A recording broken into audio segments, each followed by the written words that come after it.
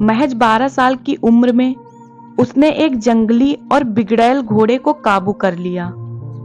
यह ब्यूसीफेलस नाम का एक विशाल और जंगली घोड़ा, जो बाद में लगभग जीवन भर उस बच्चे का साथी रहा। यह बच्चा बड़ा होकर अलेक्जेंडर द ग्रेट यानी सिकंदर महान कहलाया और प्राचीन दौर की सबसे प्रसिद्ध शख्सियतों में से एक बन गया।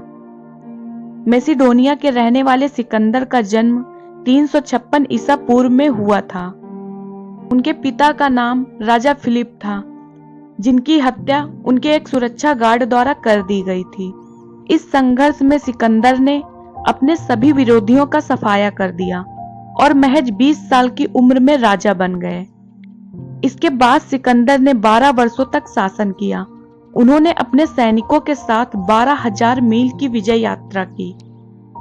अपनी बुलंदी के दौर में सिकंदर का साम्राज्य पश्चिम में यूनान से लेकर पूर्व में आज के पाकिस्तान, अफगानिस्तान, इराक, ईरान और मिस्र तक फैला हुआ था। सिकंदर को इतिहास में सबसे प्रभावशाली और कुशल नेताओं और सैन्य कमांडरों में से एक माना जाता है। सिकंदर की मां ओलंपियास उनके पिता फिलिप द्वितीय की तीसरी या चौथी पत्नी थी और वह इसलिए महत्वपूर्ण थी क्योंकि उन्होंने परिवार में पहले लड़के को जन्म दिया था, यानी सिकंदर के रूप में उन्होंने राज्य को उत्तराधिकारी दिया था। सिकंदर को उस समय की सबसे अच्छी शिक्षा दी गई थी।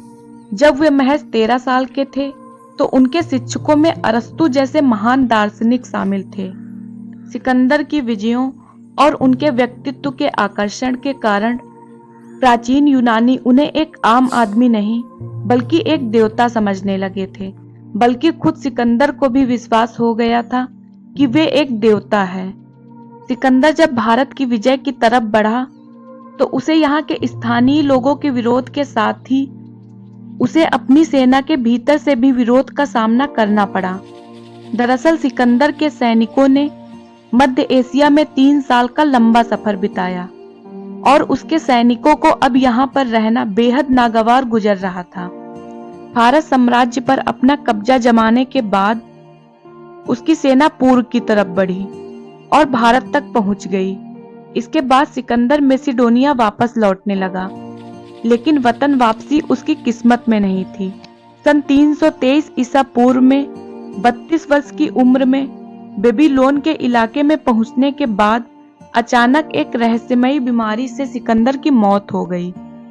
कुछ इतिहासकारों का मानना है कि उसकी मौत का कारण उसके घाव में होने वाला इन्फेक्शन था और कुछ का मानना है कि उसकी मृत्यु मलेरिया की वजह से हुई थी।